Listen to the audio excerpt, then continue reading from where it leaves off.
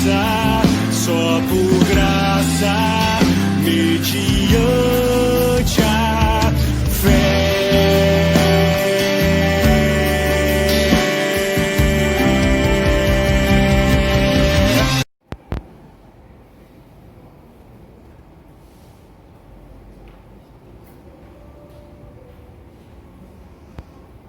Boa noite, irmãos.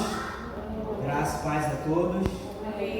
Convido você a abrir a Bíblia lá em 2 Coríntios, no capítulo 5.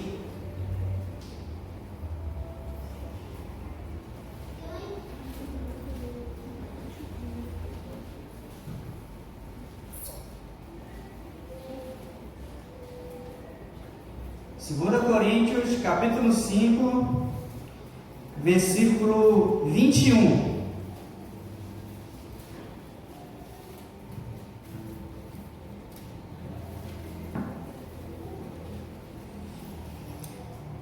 Vamos ficar em pé para lermos a palavra do Senhor nessa noite? Iremos ler apenas esse texto. 2 Coríntios, capítulo 5, versículo 21. Diz assim a palavra do Senhor: aquele que não conheceu o pecado, ele o fez pecado por nós, para que nele fôssemos feitos justiça de Deus. Vamos orar. Querido Deus e eterno Pai que está nos céus, aqui estamos, Senhor, diante da Tua palavra nessa noite. Te pedimos que o Senhor fale através do Teu Santo Espírito conosco, para que a gente saia daqui edificados, fortalecidos e conformados um pouco mais à imagem do Teu precioso Filho, Jesus Cristo. Assim nós oramos em nome de Jesus. Amém. Amém. Pode sentar.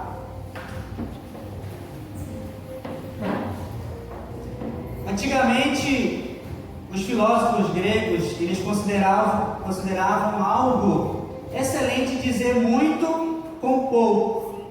Por causa disso, neste culto de Santa Ceia, eu estarei dizendo muito, mas com poucas palavras, baseado neste texto aqui, sobre Cristo, o nosso substituto perfeito. Aqui nesse texto que nós lemos, o apóstolo Paulo, ele resume o cerne do Evangelho de Cristo.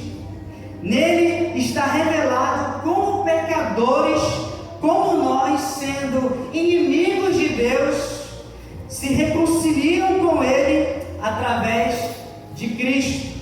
Nenhum outro versículo das Escrituras expressa tão bem a doutrina da substituição que Cristo ele realizou por nós, como este texto aqui. Se você ainda não entendeu esta doutrina sobre a substituição que Cristo lhe operou por você aqui naquela cruz, você ainda não compreendeu ainda a mensagem central do Evangelho de Cristo, que é o poder de Deus para a salvação de todo aquele que crê. Nesse sentido, é fundamental para a sua vida cristã entender e compreender que Cristo Jesus, ele se tornou o seu substituto, para você ter uma boa compreensão do verdadeiro, genuíno Evangelho de Cristo. E além disso, é nessa substituição que Cristo ele realizou por nós que está o nosso consolo, que está a nossa paz, que está a nossa alegria, a nossa felicidade e a nossa viva esperança.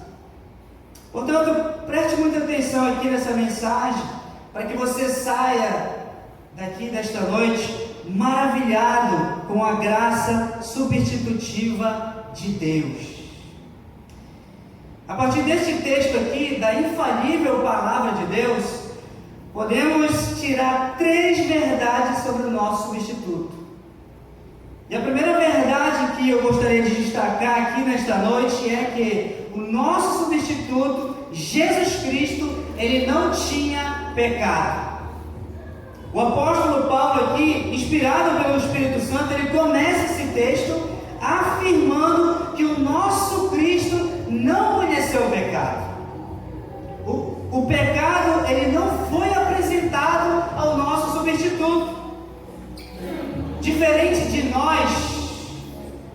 que nascemos já no pecado, Davi ele diz: eu nasci em iniquidade e em pecado me concebeu a minha mãe. Jesus, ele não nasceu em pecado. Quando o anjo lá em Lucas, no capítulo 1, ele avisou Maria que ela daria à luz um filho, ela disse que o ente santo que há de nascer seria chamado Filho de Deus. Veja só, o anjo já declara que Jesus seria o ente santo, desde o seu nascimento, sem pecado.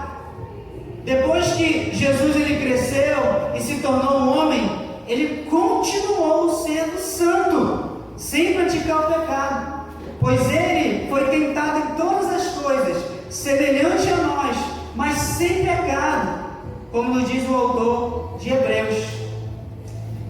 Além disso, o mesmo autor de Hebreus, ele afirma em Hebreus 7, 26, que Jesus, ele é santo, inculpável, sem mácula e separado dos pecadores.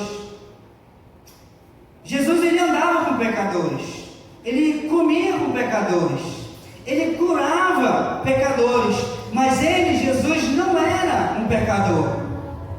Por isso, certa vez, Jesus, ele disse para os judeus: quem dentre vós me convence de pecado? Quem? Somente uma pessoa que está profundamente consciente da sua própria impecabilidade poderia fazer tal afirmação na história. E Jesus era o único que poderia dizer: quem é que me convence de pecado?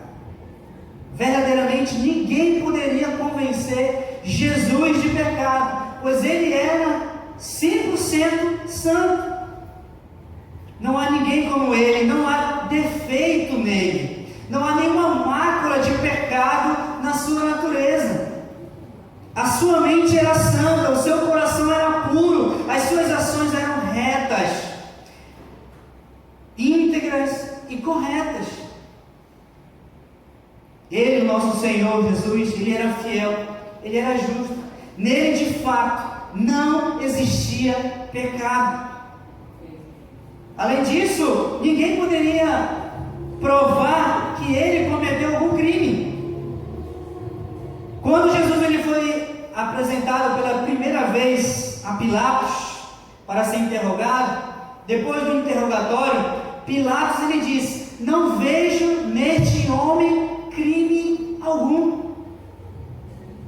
E ao ser levado depois pela segunda vez a Pilatos, o próprio Pilatos ele disse: apresentar-te-me este homem como agitador do povo, mas tendo interrogado na vossa presença, nada verifiquei contra ele dos crimes que o acusaste.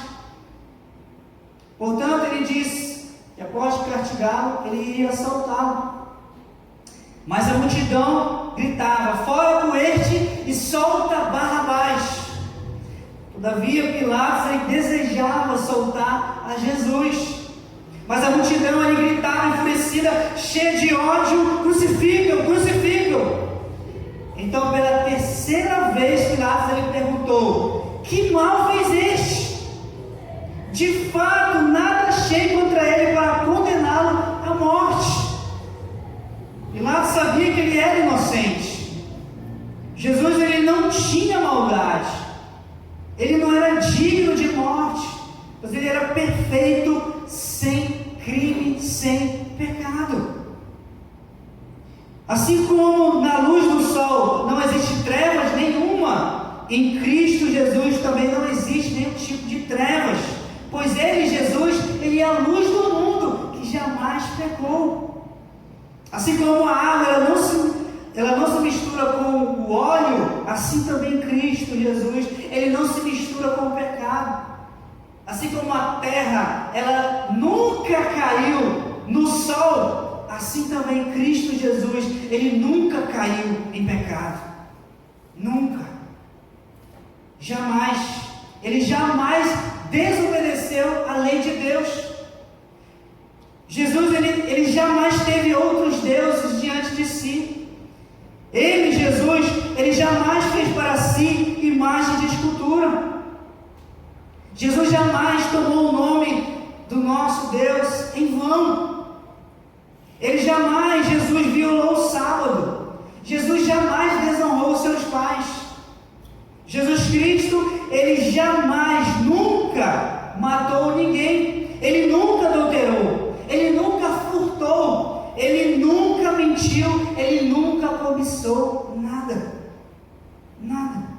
Ele jamais quebrou os mandamentos de Deus cometendo pecado. Porque o pecado é o quê? A transgressão da lei de Deus. Jesus, ele jamais fez isso. Pelo contrário, ele seguiu fielmente a lei de Deus, obedecendo à risca cada mandamento, sem falhar em nenhum. Assim viveu o nosso substituto, sem tropeços, sem quedas, sem fracasso e sem pecado. Veja bem, nesta vida, jamais viveremos como Jesus, sem a presença do pecado no nosso coração. Mas, pela graça de Deus, mediante o poder do Espírito Santo, podemos evitar viver na prática de qualquer pecado. Nós podemos, porque Deus, ele é fiel e não permitirá que sejamos tentados além das nossas forças. Mas juntamente com a tentação, ele provê para nós o livramento. E além disso, escute só, o nosso substituto, Jesus Cristo, ele viveu sem pecado, todavia ele foi apenas tentado. Por isso, ele é poderoso para socorrer aqueles que são tentados. Nesse sentido, não temos desculpa para viver no pecado, pois temos um Cristo poderoso para nos socorrer, para nos ajudar, para nos capacitar a viver de maneira santa, como Jesus viveu. Portanto, meu irmão, se você está sendo tentado a pecar no seu temperamento, a pecar no seu pensamento, no seu trabalho, na sua casa, ou em qualquer outro lugar, vigie a sua vida. Esteja em alerta e vá também ao trono da graça de Deus, através da oração, a fim de que você possa receber misericórdia e graça da parte do Senhor, para que você seja socorrido em tempo oportuno. Vimos então, neste primeiro ponto aqui, que a primeira verdade sobre o nosso substituto é que ele não tinha pecado. Ele era santo. Agora, a segunda verdade que eu gostaria de destacar aqui nesta noite, sobre o nosso substituto sem pecado, Jesus Cristo, é que ele assumiu a culpa dos nossos pecados. O apóstolo Paulo, ele prossegue afirmando no nosso texto, que ele o fez pecado por nós. Ou seja, Deus fez Jesus Cristo pecado por nós, a sua igreja. Note bem, é importante dizer uma coisa aqui. Quando Jesus ele estava ali na cruz, morrendo pelos nossos pecados, ele não se tornou um pecador, como alguns sugerem. Pelo contrário, ele continuou e permaneceu tão santo como sempre foi. Mas o que foi que aconteceu? O Deus Pai, usando o princípio da imputação, tratou Cristo como se ele fosse um pecador, embora ele não fosse. E ele pagou ali o castigo pelos nossos pecados. Foi isso que ele fez. Ele, o Senhor, tratou Cristo como se ele fosse culpado de todos os nossos pecados, embora ele nunca tivesse cometido nenhum pecado. Ele verdadeiramente, ele foi transpassado pelas nossas transgressões, ali naquela cruz. Ele foi moído por causa das nossas iniquidades, para que hoje pudéssemos ser perdoados da culpa de todos os nossos pecados. Assim como no Antigo Testamento, Deus providenciou um cordeiro para substituir Isaac da morte pelo seu pai Abraão.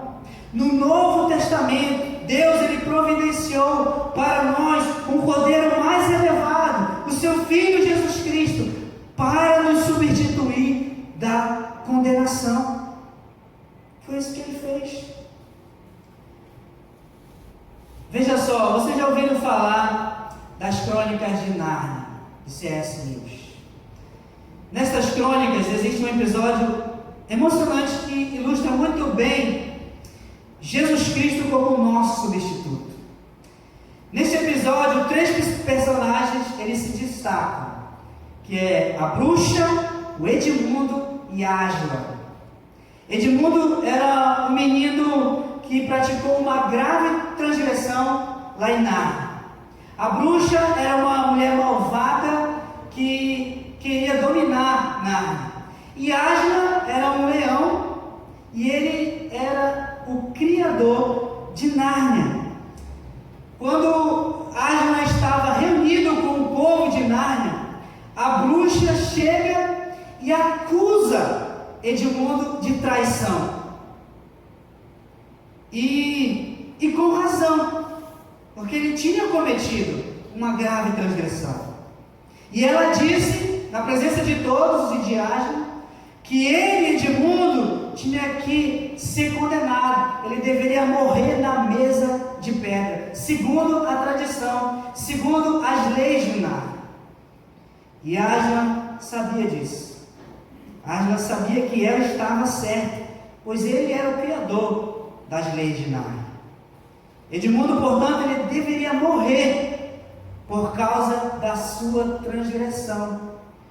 Mas Ásla faz uma coisa inacreditável. Ele decide voluntariamente se sacrificar no lugar de Edmundo, para ele ser absolvido. E assim aconteceu. Ásla foi sacrificado na mesa de pedra pela transgressão de Edmundo, e ele foi absolvido da sua condenação. De modo semelhante, assim como Edmundo em Nárnia cometeu uma grave transgressão contra Ásla, assim também na terra cometemos várias transgressões contra o nosso Criador.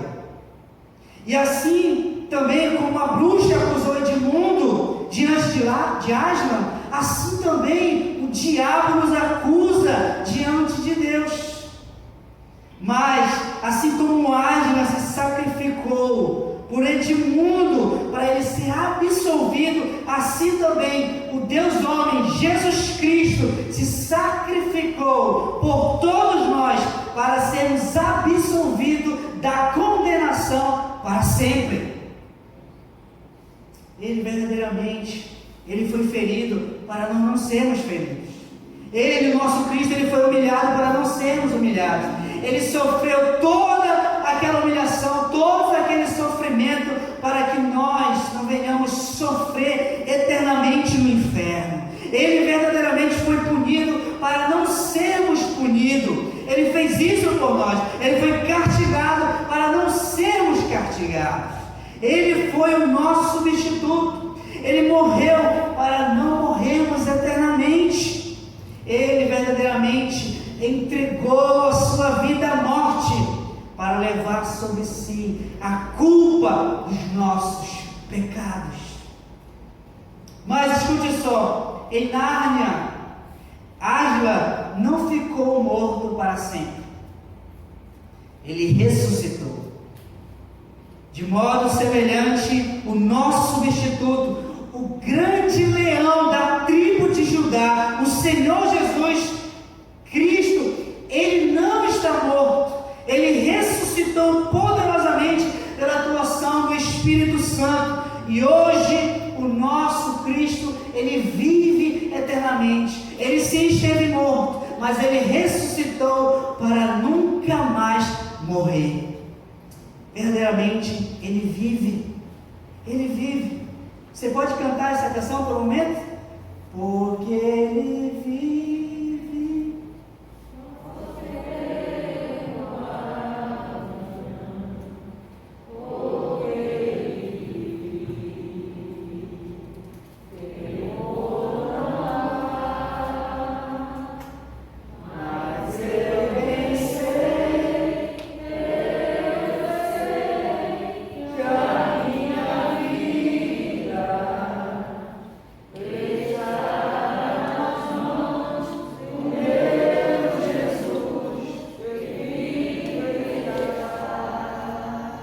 Ele está vivo.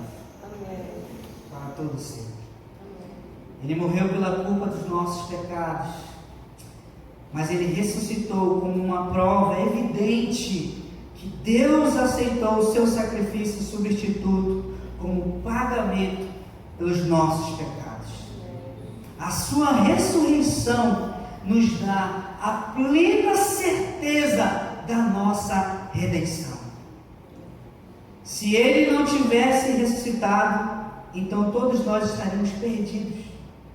Mas Ele ressuscitou, por isso há esperança para todos nós. Todos nós. Portanto, tenha certeza absoluta da sua salvação, tendo convicção plena que Cristo pagou totalmente o preço dos seus pecados, do passado, do presente e do futuro, como seu substituto, a fim de lhe conceder perdão e vida eterna.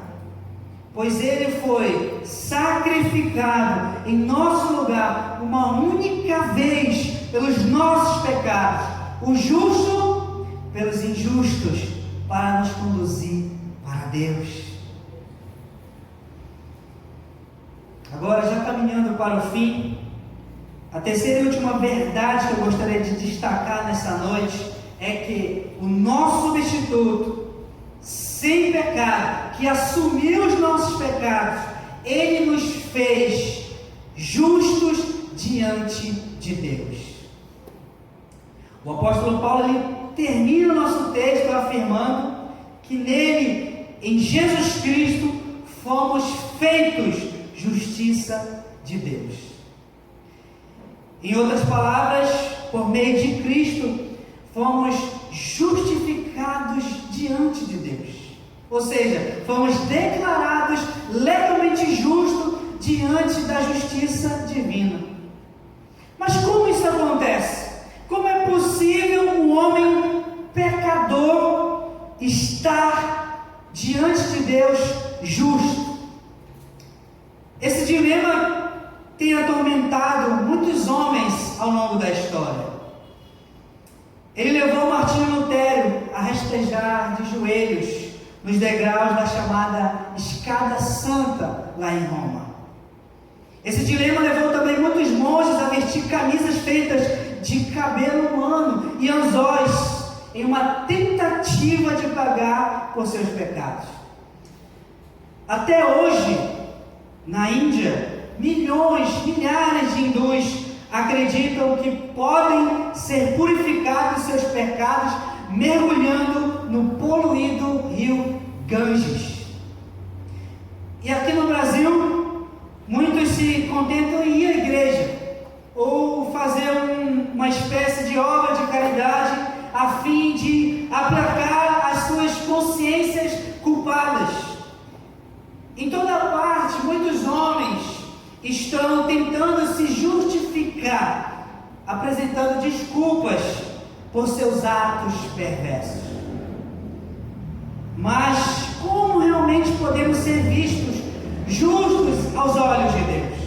Como isso é possível? Só tem uma resposta para isso. É através da dupla imputação realizada pela obra de Cristo. Mas como é que isso acontece? A nossa justificação acontece da seguinte maneira. Preste atenção aqui. Os nossos pecados, as nossas iniquidades, as nossas transgressões, elas são creditadas ou colocadas na conta de Cristo na cruz. E a justiça de Cristo, a sua santidade, as suas boas obras, a sua obediência à lei de Deus é creditada ou colocada na nossa conta. É como se Cristo levasse sobre si na cruz a nossa ficha suja de pecado e nos desse uma nova ficha, uma ficha branca, a sua ficha branca, pura, santa, cheia de pureza, para sermos vistos sem pecado aos olhos de Deus. Ou então é como se Cristo, ele vestisse a nossa roupa contaminada de pecado e nos desse as suas vestes limpas e santas para sermos santos diante do Deus Santo. É desta forma que somos então declarados justos diante de Deus pelo nosso exclusivo substituto, Jesus Cristo. Ele leva sobre si os nossos pecados e Ele implanta, coloca sobre nós a sua justiça perfeita. É dessa maneira que somos declarados justos diante do Pai.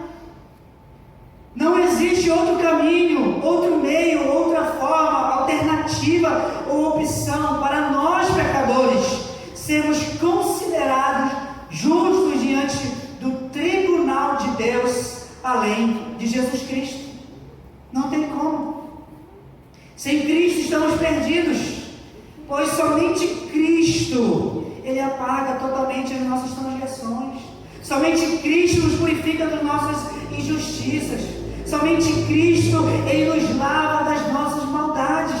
Somente Cristo nos dá uma boa consciência e paz no coração, porque somente Ele nos justifica dos nossos pecados, de uma vez por todas, para sempre diante de Deus. Por causa disso, meu irmão, sempre confie no seu substituto, lançando sobre ele dia por dia os seus pecados, as suas falhas, através do verdadeiro arrependimento, através do quebrantamento, para você ser recebido na glória, justificado pela bondade de Deus. Portanto, para concluir, honre Cristo, o seu substituto, negando dia por dia a si mesmo, não vivendo mais para si, mas viva para aquele que não conheceu o pecado, para lhe salvar dos seus pecados. Também adore a Cristo, o seu substituto, durante toda a sua vida, expressando para Ele verdadeira adoração, em espírito e em verdade, porque Ele, Jesus, Ele foi o único que assumiu a culpa dos seus pecados, a fim de livrar você da condenação eterna.